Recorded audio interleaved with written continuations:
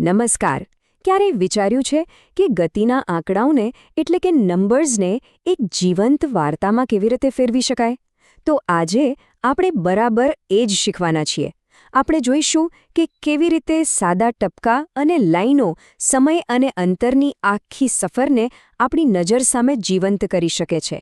આ સવાલ થોડો અજીબ લાગે ખરું ને, કારણ કે ગતિને તો આપણે અનુભવીએ જ છીએ. પણ શું આપણે એને જોઈ શકીએ? તો જવાબ છે હા, બિલકુલ.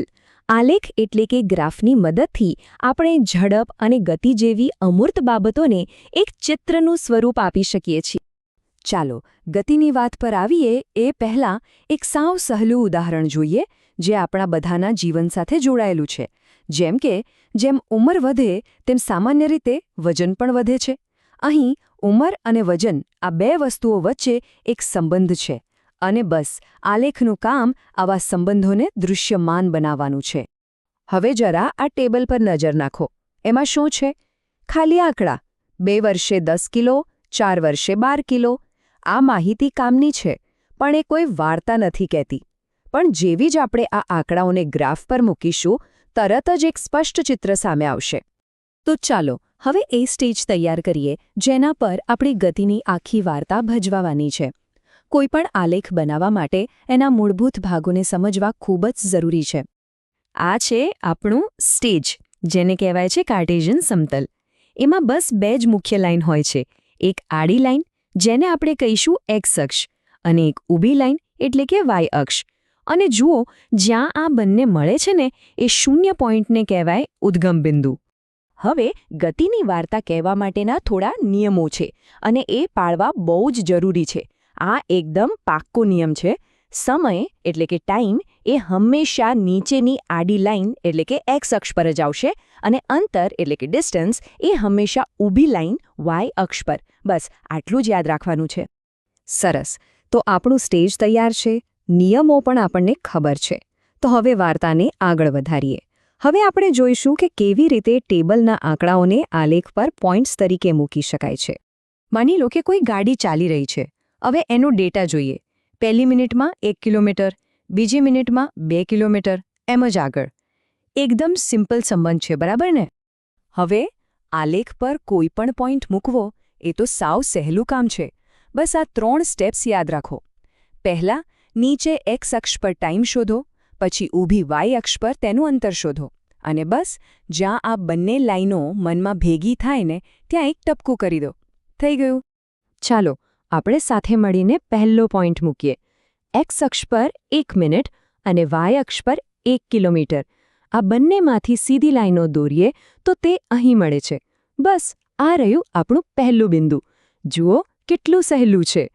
બસ એ જ રીતે એક પછી એક આપણા ટેબલના બાકીના બધા પોઈન્ટ્સ પણ આલેખ પર મૂકી દઈએ. સરસ. હવે આપણી પાસે 5 અલગ અલગ ટપકા દેખાય છે. અત્યાર સુધી આપણે ફક્ત ટપકા જ મૂક્યા છે, પણ હવે ખરી મજા શરૂ થાય છે. કારણ કે આ બિંદુઓ માત્ર ટપકા નથી, એ આપણને એક વાર્તા કહી રહ્યા છે. ચાલો જાણીએ કે તે કઈ વાર્તા છે. એક ક્ષણ માટે આ બિંદુઓને ધ્યાનથી જુઓ. શું તેમાં કોઈ ખાસ પેટર્ન દેખાય છે? આ ટપકાનો સમૂહ આપણને ગતિ વિશે શું કહેવા માંગે છે? અને જુઓ, જેવું જ આપણે આ બધા ટપકાને જોડીએ છીએ, આપણને શું મળ્યું? એકદમ સીધી પરફેક્ટ સ્ટ્રેટ લાઇન. અને આ કોઈ સંયોગ નથી, આની પાછળ એક કારણ છે. આ સીધી લાઇનનો એક ખાસ મતલબ છે. એ આપણને કહે છે કે વાહન નિયમિત ગતિથી ચાલી રહ્યું છે, એટલે કે એની સ્પીડ બિલકુલ બદલાતી નથી, એક સરખી જ રહે છે. ગતિ એકદમ પ્રિડિક્ટેબલ છે. અને વિચારો, જો સ્પીડ બદલાતી હોત તો? જો ગાડી ક્યારેક ધીમી તો ક્યારેક ફાસ્ટ ચાલતી હોત, તો આ લાઇન ક્યારેય સીધી ન હોત. એ એક વળાંકવાળી એટલે કે કર્વડ લાઇન બનતી, જે એક સાવ અલગ જ પ્રકારની વાર્તા કહેતી.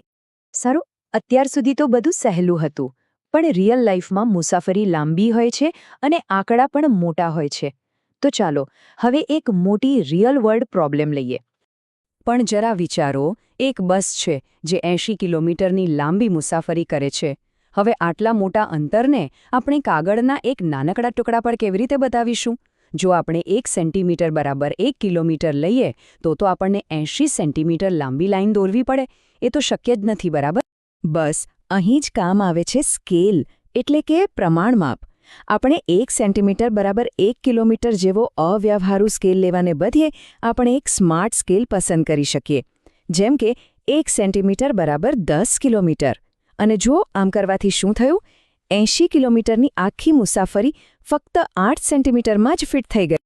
આ રહી આપણી બસની સફરનો ડેટા.